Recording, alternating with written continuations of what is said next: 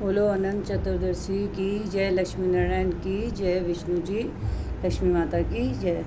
अब मैं आपके सामने अनंत चतुर्दशी को क्या करते हैं, कैसे पूजा की जाती है, वो मैं आपके सामने बताती हूँ।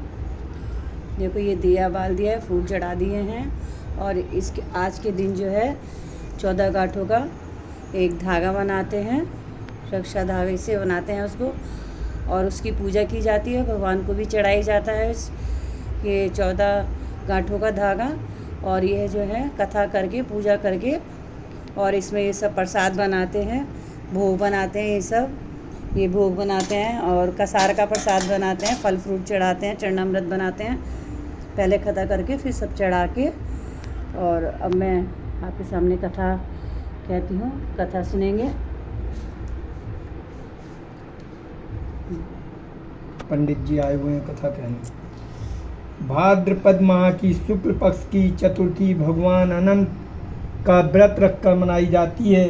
इस व्रत के नाम से लक्षित होता है कि यह दिन उस अंत न होने वाले सृष्टि के कर्ता विष्णु की भक्ति का दिन है। अनंत सर्व नागा नामाधिपि सर्व कामदा सदा भूयात प्रसन्नों में यक्ता नाम भयंकर मंत्र से पूजा करनी चाहिए। यह विष्णु कृष्ण रूप हैं और शेषनाग काल रूप में विद्यमान है, अतः दोनों की सम्मिलित पूजा हो जाती है। स्नान करके कलश की स्थापना की जाती है।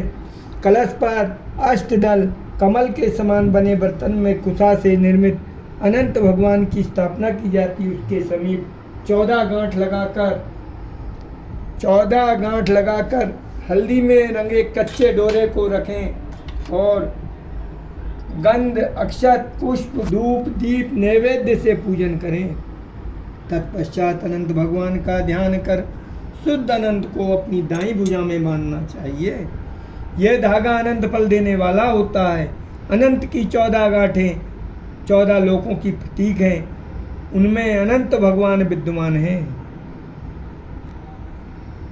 बोलो सत्यनारायण स्वामी की जय, विष्णु जी लक्ष्मी माता की अनंत भगवान की कथा।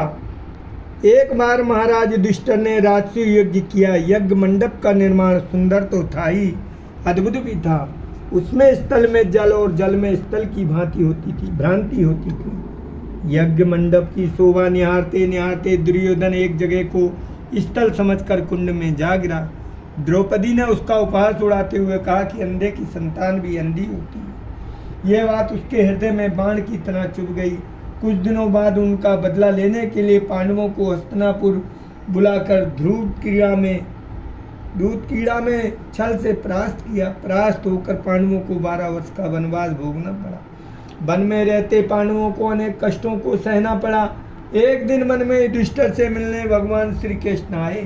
युधिष्ठिर ने उनसे सब वृत्तांत कह सुनाया और उसे दूर करने का उपाय पूछा। तब कृष्ण ने कहा, उन्हें भगवान अनंत का व्रत करने को कहा, इससे तुम्हारा खोया हुआ सारा राज्य फिर प्राप्त हो जाएगा।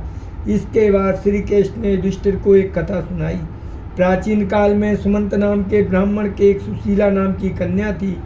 बड़ी होने पर ब्राह्मण ने सुशीला का विवाह कौंडल्य ऋषि से कर दिया। कौंडल्य ऋषि सुशीला को लेकर अपने आश्रम को चल दिए। रास्ते में रात हो जाने पर वो नदी तट पर संध्या करने लगे। सुशीला ने वहां पर बहुत सी स्त्रियों को किसी देवता की पूजा करते देखा। सुशीला के पूछने पर उन्होंने विधि पूर्वक अनंत व्रत की महत्ता समझा।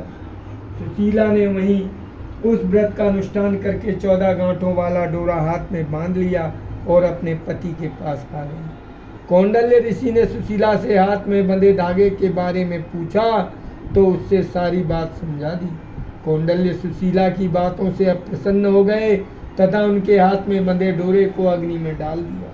यह अनंत भगवान का अपमान था। कौंडल्य ऋषि की सुख संपत्ति नष्ट हो गई। सुशीला ने इसका कारण डोरे की जलने की बात दोहराई। पश्चाताप करते हुए ऋषि भगवान अनंत की खोज में वन में चले गए।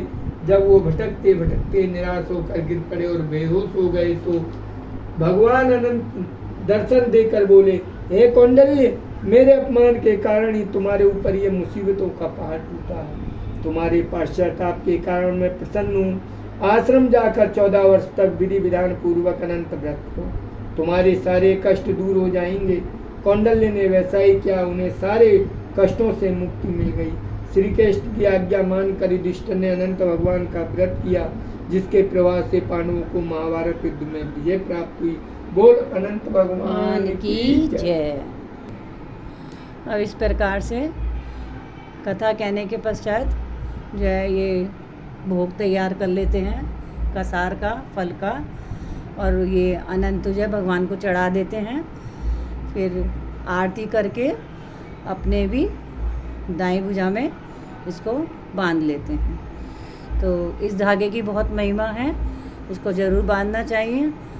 और बोलो विष्णु जी लक्ष्मी भगवान की माता की जय।